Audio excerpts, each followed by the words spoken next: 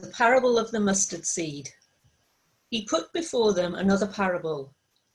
The kingdom of heaven is like a mustard seed that someone took and sowed in his field.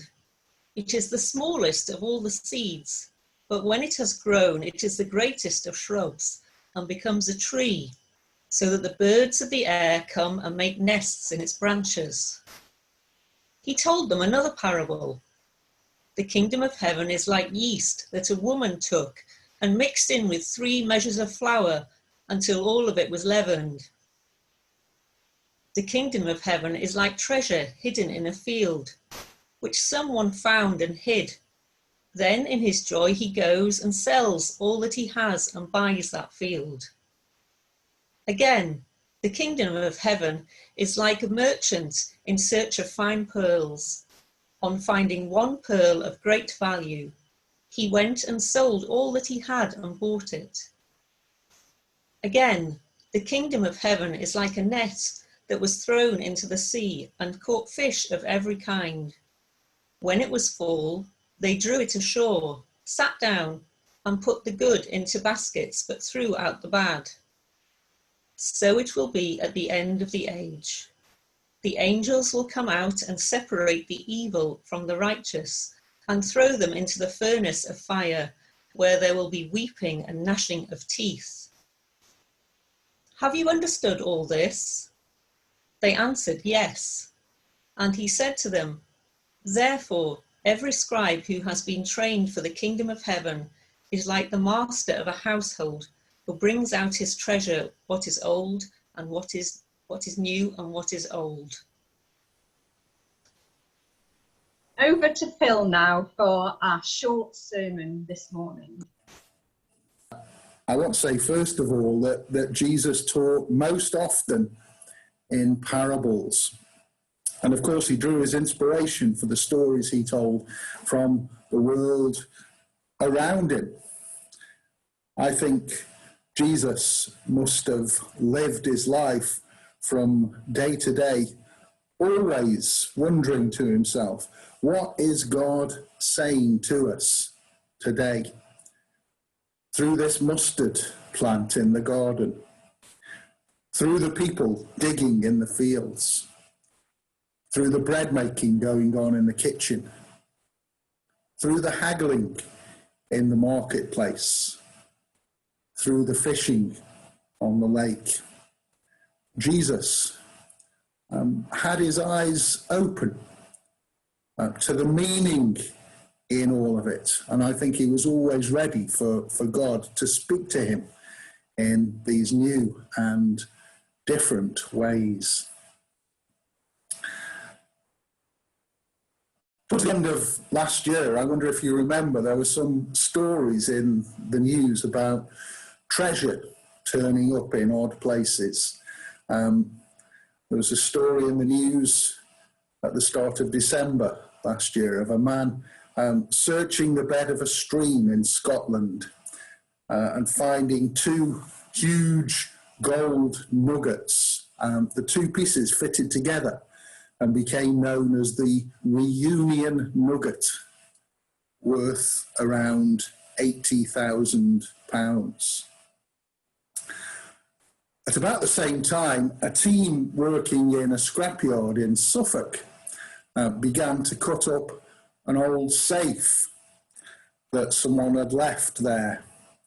And lo and behold, money began falling out of it. And when they got all the money out and counted it up, there was around £20,000, which they donated to 2 local hospices. A few days ago, Lisa and I watched 10 minutes of the Antiques Roadshow while we were eating our lunch. And a woman on that programme brought to the valuation a pair of Oriental paintings, which her husband had paid £5 for in a car boot sale. They'd been hidden in the attic for years, but when the expert saw them, he knew straight away that they were something very special, and he estimated their value at around £40,000. £1,000, which came as a complete shock to their owner. It's true, isn't it, that sometimes you can see something every day without ever realizing just how precious it is. And I mention these things because each of the parables Jesus shares in Matthew chapter 13 is about hidden treasure of one sort or another. We can't see it, but hidden within each tiny mustard seed is the potential to create the biggest shrub in the garden.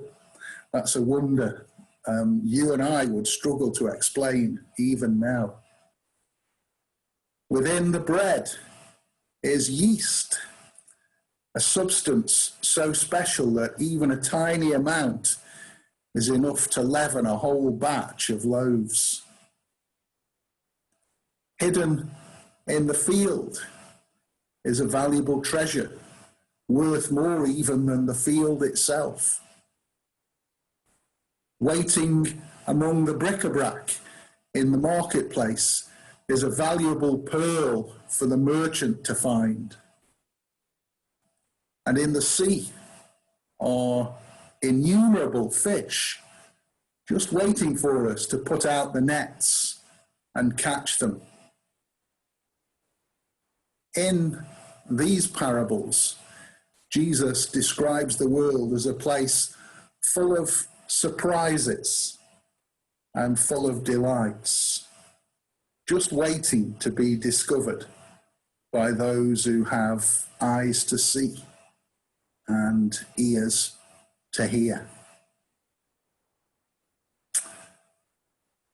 During lockdown, Lisa and I have done lots of walking around Llangollen, and we've discovered some beautiful parts of the town and of the surrounding countryside that we never knew were there before.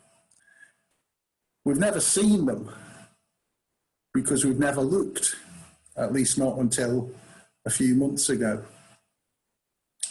Now, tourists have begun coming back into Llangollen.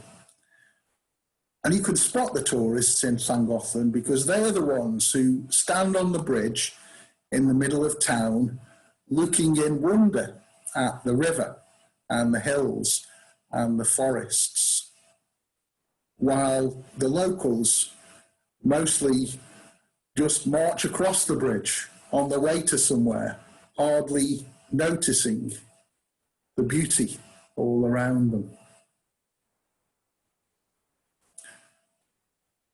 I wonder if you remember the hymn that says, "Heaven above is softer blue, earth around is sweeter green, something lives in every hue, Christless eyes have never seen.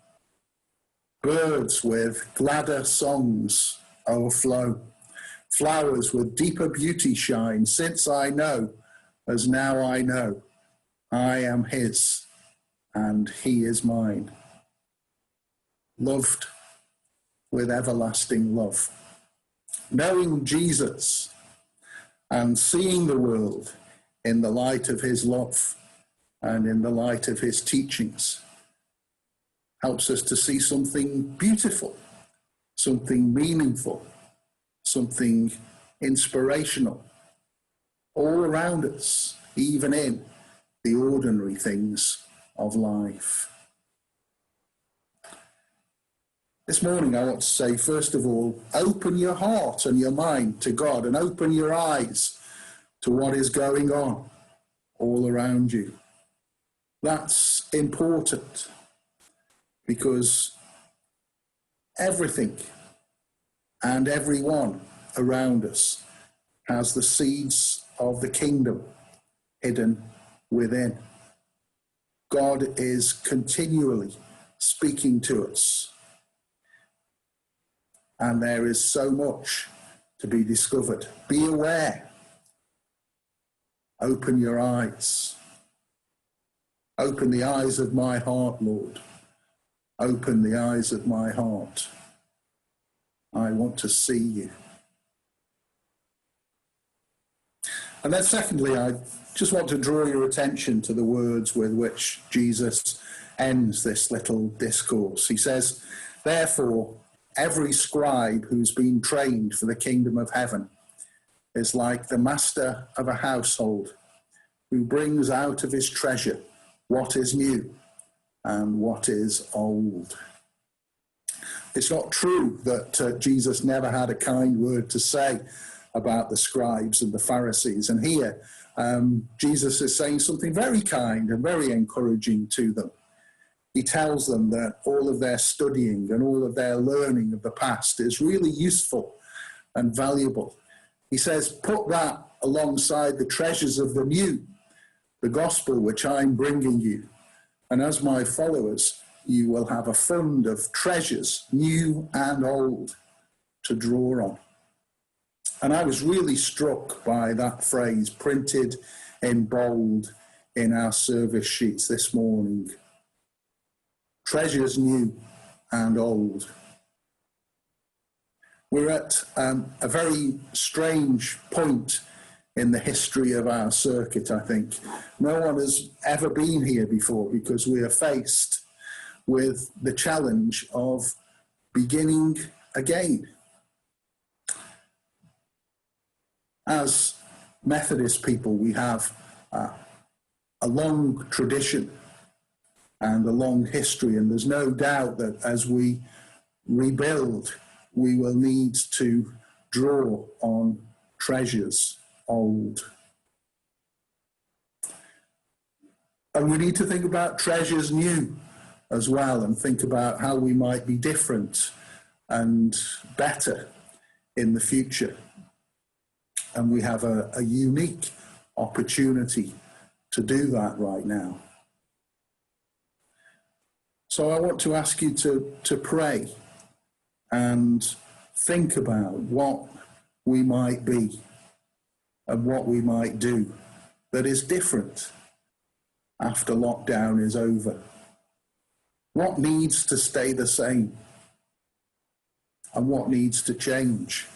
We shouldn't simply assume that the church we come back to will be the same as the one we left 4 or 5 months ago.